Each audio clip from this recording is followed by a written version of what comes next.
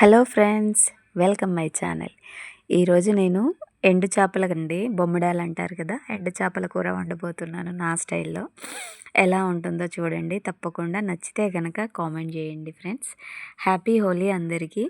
ఇది నేనైతే నిన్నటి వ్లాగే అండి, హోలీ రోజుది.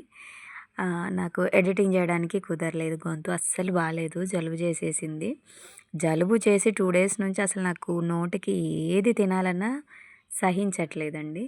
చాలా ఏమంటారు, నోరంతా చప్పబడిపోయింది. అందుకని చెప్పి నా కోసం ప్రత్యేకంగా తెప్పించుకొని మరీ బొమ్మిడాలు వండుకుంటున్నా అనమాట. నాకు చాలా ఇష్టమైన కర్రీ. కొద్దిమంది ఎండు చేపలంటే ఇష్టపడరు కదా, అలాంటి వాళ్ళు కూడా ఒకసారి ఇలా ట్రై చేసి చూడండి, ఎంత చక్కగా కుదురుతాయో.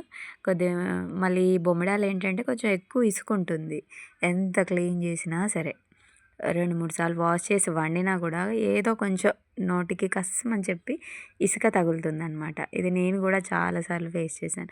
ఎంతో ఇష్టంగా తెచ్చి వండుకున్నా అట్లా ఇసుక తగిలేసరికి తినాలనిపించదు కదా. అయితే నేను ఇప్పుడు వంట చేసేటప్పుడు ఒక చిన్న చిట్కా చెప్పబోతున్నాను. మేబీ అందరికీ తెలిసే ఉండొచ్చు, కానీ కొద్దిమంది ఉంటారు కదా నాలాగా కూడా తెలియని వాళ్ళు. నేను కూడా మా ఫ్రెండ్ ద్వారానే తెలుసుకున్నాను. తన ఇంటికి వెళ్ళినప్పుడు చక్కగా ఈ కూర నాకు ఇష్టం అని చెప్పి వండి పెట్టింది. అబ్బాయి ఎంత బాగుంది అసలు, కొంచెం కూడా ఇసుక లేకుండా ఎలా చేసావంటే చెప్పిందనమాట తను. అప్పటి నుంచి నేను ఇలాగే ఫాలో అవుతున్నానండి. నాకు చాలా ఇష్టం కర్రీ. రొయ్యలన్నా, బొమ్మిడీలన్నా, మెత్తళ్ళన్నా, డ్రై ఫిష్ ఏదైనా సరే చక్కగా వండుకుంటాను. ఇలా జలుబు చేసినప్పుడు ప్రత్యేకంగా తెప్పించి మరి వండుకుంటా అనమాట. ఏ కర్రీ తినాలనిపించదు, అందుకని చెప్పి టేస్ట్ బాగుంటుంది.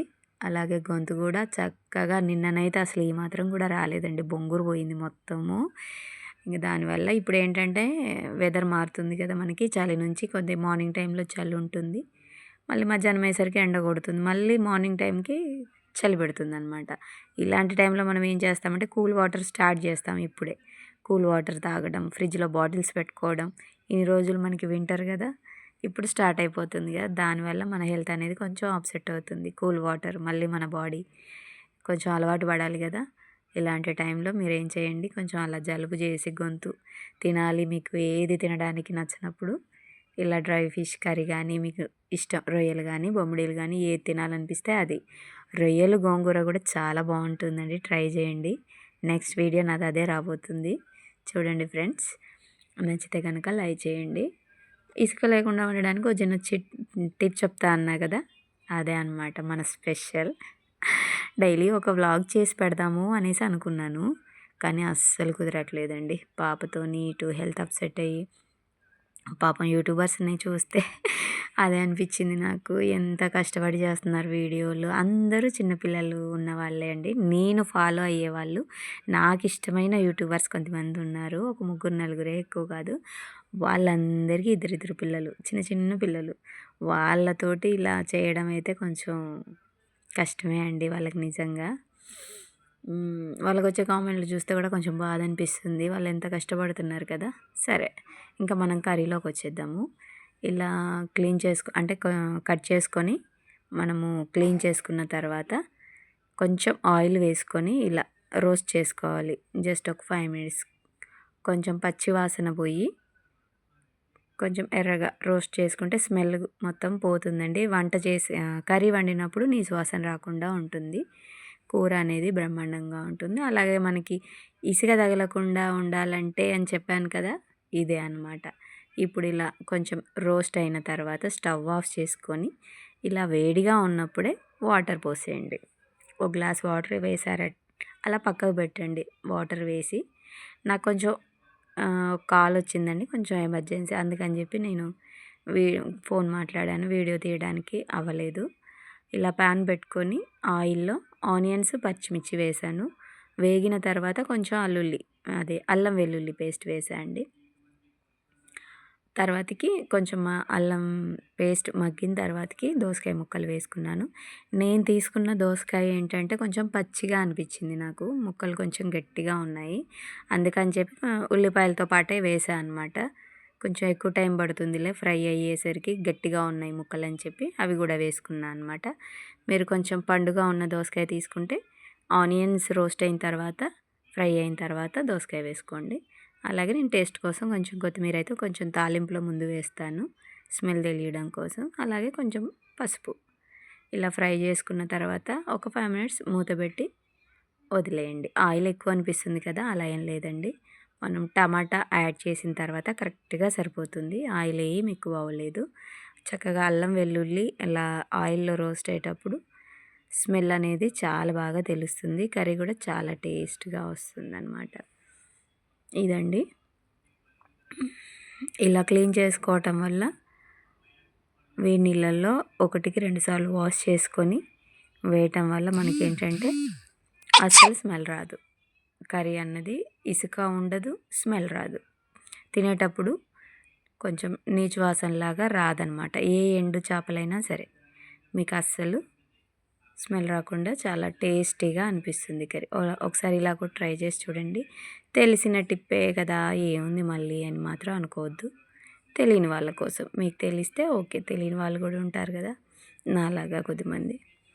ఇప్పుడైతే టమాటా వేసుకున్నాం కదా, పండు టమాటాలు తీసుకోవాలండి. ఎందుకంటే మనం వాటర్ వేయం కదా డ్రై ఫిష్లో. ఎప్పుడైనా సరే వాటర్ వేస్తే ఏంటంటే ఇంకా మనము తినలేము, కర్రీ స్మెల్ వచ్చేస్తుంది. ఆల్రెడీ అవి కొంచెం డ్రై ఫిష్ ఎలా ఉంటాయండి, కొంచెం స్మెల్ వస్తుంది కదా. ఇంకా అందులో వాటర్ వేయాలంటే అది మనం తినలేము. ఇంకా ఇలా టమాటా వేసుకోగానే కొంచెం సాల్ట్ వేసుకున్నాం అనుకోండి, తొందరగా ఫ్రై అయిపోతాయి ముక్కలు, అడుగంటకుండా చాలా జ్యూసీగా కూడా వస్తుంది కర్రీ. మూత పెట్టేసి అలా ఒక 5 మినిట్స్ వదిలేయండి. 5 మినిట్స్ అయ్యాక చూసారా, పండు టమాటాలు తీసుకోవటం వల్ల చక్కగా జ్యూసీగా వచ్చింది కర్రీ. అలాగే కొంచెం ఎక్కువ దోసకాయ ఒకటి అయినప్పుడు కొంచెం క్వాంటిటీ కూడా దోసకాయ ముక్కలకి 3 టమాటా ముక్కలు వేసుకోండి. అప్పుడే చాలా బాగుంటుంది కర్రీ. నాకు నచ్చినట్టు నేను చేశాను అండి. కొంచెం స్పైసీగానే కారం ఎక్కువే వేసుకున్నాను అనమాట. ఎందుకంటే చెప్పా కదా జలుబు ఉందని చెప్పి, అందుకని చెప్పి కొంచెం కారం ఎక్కువే వేసాను. చాలా బాగా కుదిరింది కర్రీ. తింటుంటే తినాలనిపించింది. 2 డేస్ తర్వాత నేను అన్నం కడుపు నిండా తిన్నా అండి. ఈ కర్రీ చేసుకొని మరి నా కోసం స్పెషల్గా నేను చేసుకొని తిన్నా అనమాట. ఇప్పుడు చల్లారాయి కదా, చల్లారిన తర్వాత ఒక 2 టైమ్స్ వాష్ చేసుకున్నాను నేను.